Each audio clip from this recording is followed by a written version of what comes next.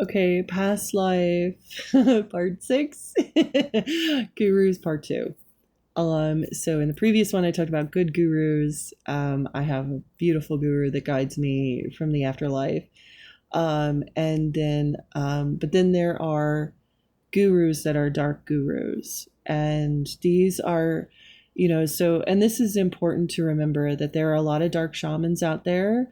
They exist in kind of like a vampiric capacity. They do cause moksha and liberation because your job is to break that trauma bond. That is your goal, is to break the trauma bond with your dark gurus. And so if you go into your spiritual awakening, it's if you find that when you start going into your spiritual community and you find dark teacher after dark teacher and or people who lead you in ceremony and it's really codependent and dark. What that is it's a past life connection to this like dark guru energy. Okay. So a light guru, like a guru from the upper realms, is going to see where your soul needs to develop, and they're going to remind you of it. They're not going to force you to do anything. They're not going to chase you. They're just going to gently keep reminding you of it. They're going to let you go out on your own and do a lot of your work on your own and figure your stuff out all on your own.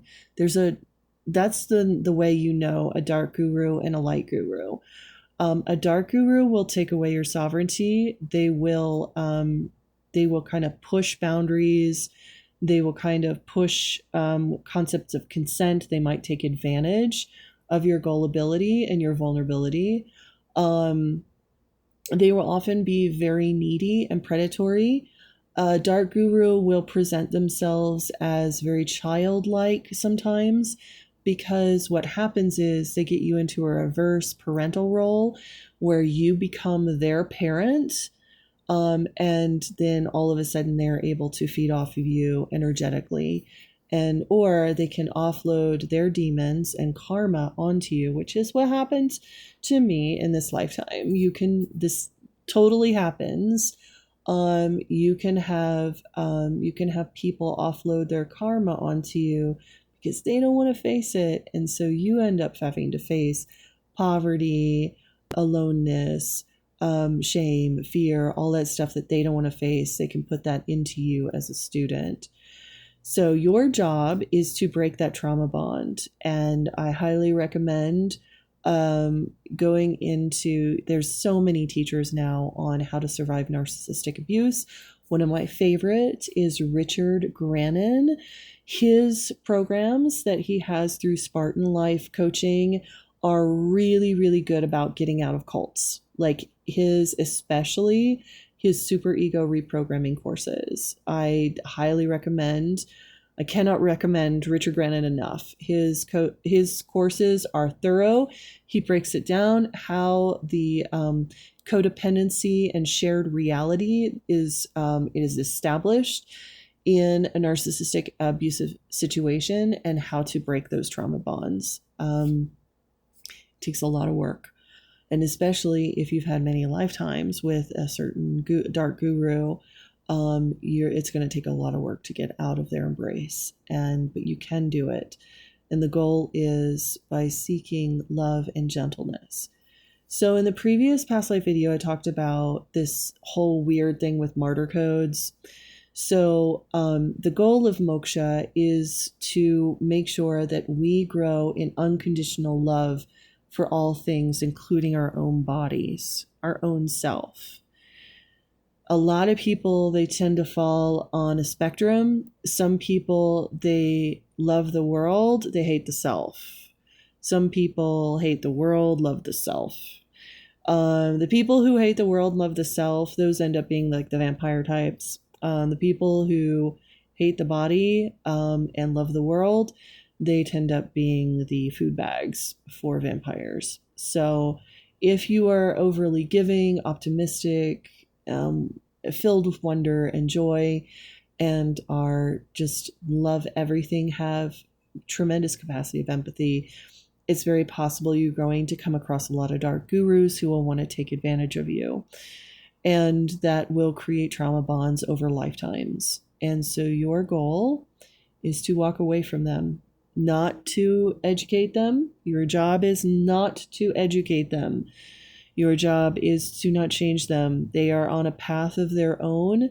You need to respect their path, but also you need to respect and take care of you. Your goal is ultimately to take care of your well-being, your body, your goodness, your wholeness, to make sure that you are healed and healthy and in a place where you can shine and share your gifts with the world. And it takes time to learn how to love yourself. It takes time, and it takes a lot of people out there to keep reminding you. Selfish people do not need to be reminded to love themselves. They already know how to take and take and take. But there are those beautiful souls who have a great capacity of love, but they have never learned how to love themselves. So it takes some time and persistent effort to keep reminding yourself to love yourself.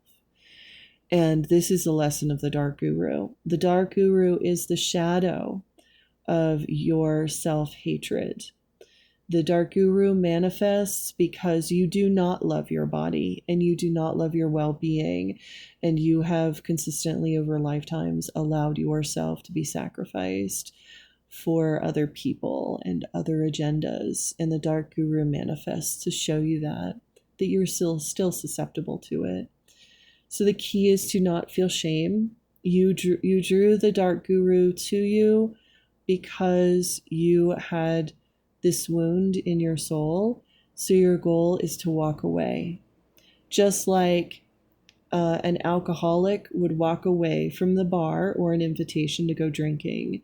Just like, a man would walk away from a woman propositioning him and when he was married, like it's temptation. That's all the Dark Guru is. It's temptation for us to walk away from. And some people pick up the bottle and some people stay with that bottle for lifetimes. And it is not our job to judge. And the only thing is our job to take care of ourselves, to be a light, to tell our story. And when other people come to us and say, help, I need out, we can give them a hand and give them the tools that they need to get help and get out.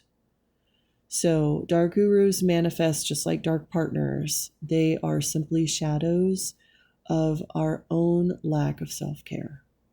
And so the key is to healing the Dark Guru to, number one, walk away. Number two, only take spiritual advice from people who don't want anything from you. You need to take spiritual advice from people who give freely. That is generous, beautiful people on the street who just will give you spiritual advice out of the kindness of their heart, or your spiritual guides in the dream world who come into your dreams or your visions or pray to you, or who you divine with. You can use divination. My theory is that if you are somebody who has a big witch wound and you're really empathetic, the worst thing you could do is pay for spiritual services, because our commodity, our economic system is built upon psychopathy, on the Platonic dialectic, which if you look at my videos, in the very first video, I talk about the Hegelian Platonic dialectic, and this is what's battling right now. But our current economy is based upon the Platonic dialectic. So the people who are the most successful, who get the most advertisements, they get the most recommendations, are the most sociopathic and psychopathic people out there, because they're the ones who can take advantage of our current Platonic system. That is changing, but it's got to take time to change. The money has not changed hands yet. So if a guru is very wealthy and well-renowned, you can probably rest assured they are most likely a sociopath and they are a dark guru. I'm sorry. So be careful where you get your advice. Listen to your higher self above all. Self to self. That is selfum mer. We say in runes, self to self. Always seek yourself.